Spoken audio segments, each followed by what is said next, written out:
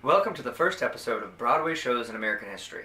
Hi, my name is Chris Myers, and today we'll be discussing A Raisin in the Sun by Lorraine Hansberry, and its historical connections that it has to the Jim Crow laws.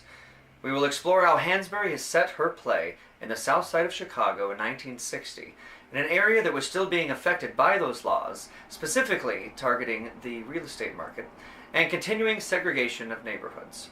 We'll also look at three of her main characters, Lena, Mama Younger, her son, Walter Younger, and Walter's younger sister, Benitha.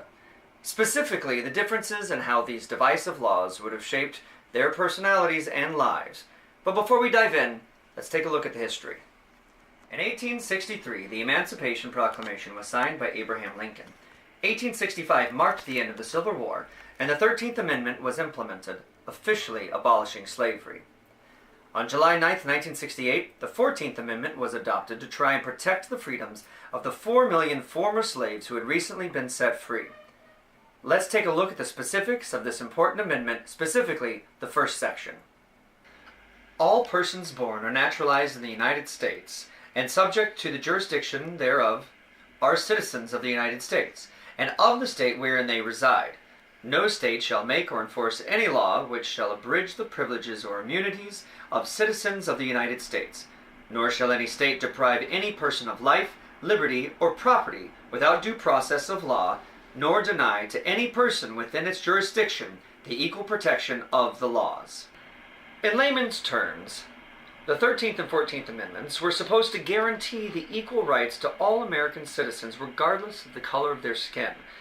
Unfortunately, they were strongly opposed by the states of the former Confederacy, who would spend the next 100 years doing everything in their power to undermine and dismantle them. This slew of state laws and mandates all across the United States, but especially in the South, whose intention were to keep those freedoms promised to those slaves out of reach, were called the Jim Crow laws. Now, why were they called the Jim Crow laws? Who was Jim Crow?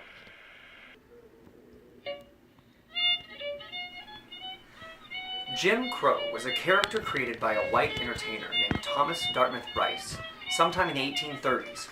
It's said he came across an African-American slave with a crooked shoulder and a twisted leg who sang a song as he worked. The song was called Jump Jim Crow. Thomas Rice elaborated on what he saw and went on to become one of the most popular blackface performers of the time. The name Jim Crow has become synonymous with racism, specifically against African Americans. One of the most well-known Jim Crow laws was the Separate Car Act passed in Louisiana in 1890. This stated that railway companies were to provide equal but separate accommodations for white and colored passengers. This law was not so different than many of the others that had already been passed.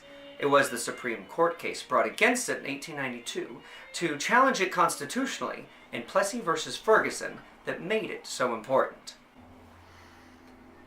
Homer Plessy, in connection with the Citizens Committee to test the constitutionality of the separate car law, bought a rail ticket in Louisiana with the intention of defying this law.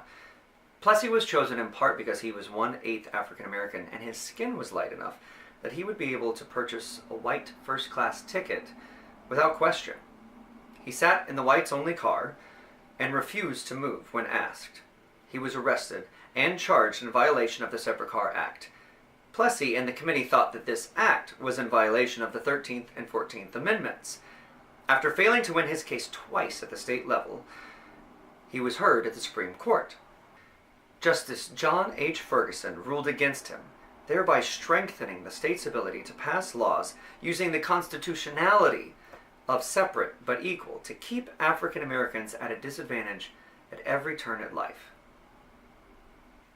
The Jim Crow laws covered everything from separate water fountains to separate entrances to government buildings, separate buses, streetcars, steamboats, coaches, and other vehicles, separate bathrooms, separate restaurants, barber shops, separate movie theaters, separate ticket booths at circuses and shows.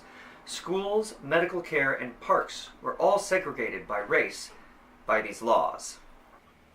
The clearest example of how the Younger family was affected by the Jim Crow laws was their living situation. They lived in the south side of Chicago, where large populations of African Americans were living together in very close quarters in rundown ghettos. It was quite common to see families such as the Youngers with several generations living in one apartment. Not only were they living in one apartment, but the apartments were inadequately equipped with only a small kitchenette, not enough bedrooms, and a shared bathroom with several other apartments.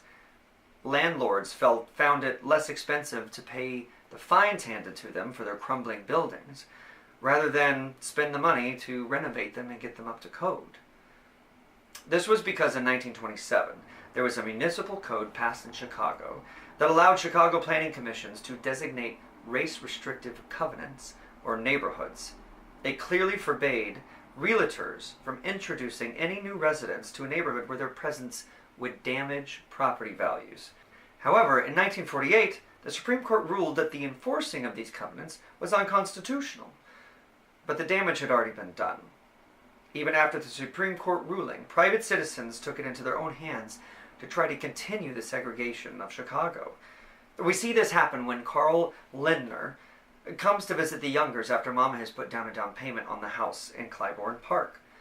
He's there on behalf of the Clybourne Park Improvement Association with the intention of purchasing the home back from the Youngers to keep their white neighborhood white. Associations and welcoming committees like this existed all over the city and all over the U.S., and they worked in tandem with real estate agents and banks to keep the African Americans quietly away from their neighborhoods. Of all of Hansberry's characters, Lena Younger, Mama, would have been affected by the Jim Crow laws the most. Ironically, she's probably the least likely to have fought or challenged them in any way. Mama's main purpose in life was the survival of her family and her faith in God. Mama would have been born in the late 1890s in the South, so this was the only world she ever knew. She would have attended an all-black school and most likely would not have finished. She would not have only used separate entrances at establishments, but for most of her life wouldn't have been allowed in whites-only buildings at all. She would have lived in an all-black neighborhood because in 1912 in Louisiana, it was illegal to build Negro buildings in white communities. In fact, any building deemed too close to a white community could be removed or destroyed. As late as 1951, Louisiana passed a law that made cohabitation between whites and blacks illegal, with a penalty of up to 5 years in prison. Well, by then, Mama would have been living in Chicago, but it wasn't until 1953 in Chicago that the first black family moved into the all-white community of Trumbull Park. Mama knew her place in society because it was ingrained in her from birth. This is why she didn't support Walter's dreams of becoming something more than a chauffeur. She didn't see any shame in a service job, because it's what she had done her whole life. She could not grasp the concept of a black man taking risks and seeing them pay off, being able to make a lot of money and move out of the ghetto, because she had never seen it happen before in her life. Walter Younger, however, was seeing it happen firsthand. Walter would have been born around 1925 and raised mostly in Chicago, where the Jim Crow laws were not as rampant as they were in the southern states. But segregation would have played a very rampant part in his life. Like Mama, he lived his whole life in low-income, all-black neighborhoods, such as the Southside of Chicago neighborhood that Hansberry so eloquently describes. Walter would have been in his 30s, young enough to take notice when quite a few of these laws began to be reversed. The most notable was in 1954 with the case of Brown versus the Board of Education. Most states in the South had adopted this separate but equal stance, and their schools were separate, but far from equal. Supreme Court Justice Warren declared that separate educational facilities were inherently unequal. And with the separate but equal being ruled unconstitutional, other laws in Chicago began to fall. In 1956, healthcare segregation was barred. In 1957, it was ruled that neighborhood redevelopment corporations could not discriminate. In 1958, segregation and discrimination was prohibited within the Illinois and National Guard. Walter was seeing African American men in the south of Chicago having success, beating the system, and he thought, why not me? He saw his job as a chauffeur, driving white men around and being silent, as being stuck in the past. It brought him shame, especially in the eyes of his son. Although Benitha lived in the same apartment in the same Southside Chicago ghetto as her older brother, being almost 15 years younger, She was seeing most of the Chicago Jim Crow laws crumble down around her as a teenager. By 1960, the Civil Rights Act was right around the corner, and Benita was a young 20-year-old trying to find her identity in a world that, unlike Mama's, did not tell her exactly what her place was and what her restrictions were. The fact that she was attending college and had dreams of becoming a doctor speak volumes to how differently she saw the world from her brother or Mama. Benita wasn't afraid to speak her mind, and she saw herself as an equal to the men around her.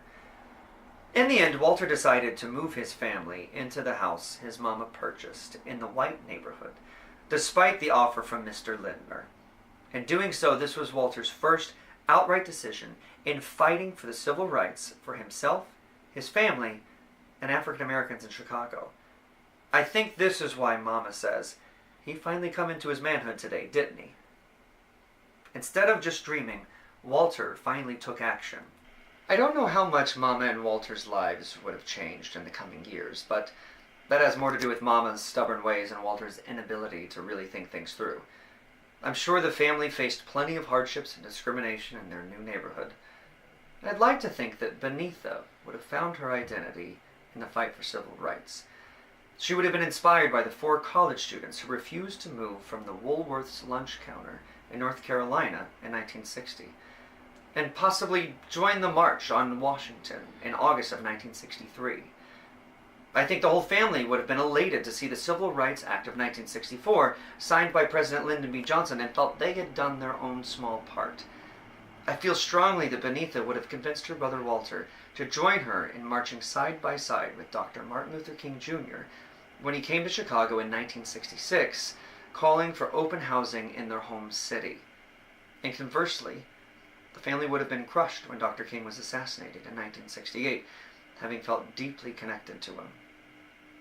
Clearly, the Jim Crow laws affected the entire Younger family, and how Lorraine Hansberry wrote her groundbreaking Broadway play, A Raisin in the Sun. I mean, how could she not? As she was raised in Chicago around the same time Walter Young would have been.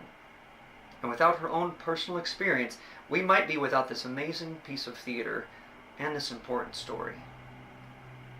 Thank you for joining me, and go see a Broadway show.